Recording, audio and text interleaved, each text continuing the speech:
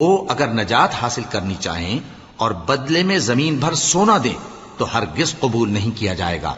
ان لوگوں کو دکھ دینے والا عذاب ہوگا اور ان کا کوئی مددگار نہیں ہوگا۔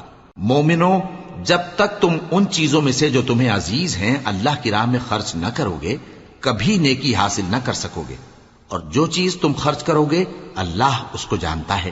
بنی اسرائیل کے لیے تورات کے نازل ہونے سے پہلے کھانے کی تمام چیزیں حلال تھیں بجز ان کے جو یعقوب نے خود اپنے اوپر حرام کر لی تھی۔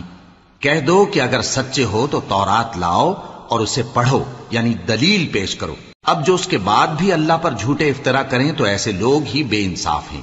کہہ دو کہ اللہ نے سچ فرما دیا، پس دین ابراہیم کی پیروی کرو جو سب سے بے تعلق ہو کر ایک اللہ کے ہو رہے تھے اور مشرکوں میں سے نہ تھے۔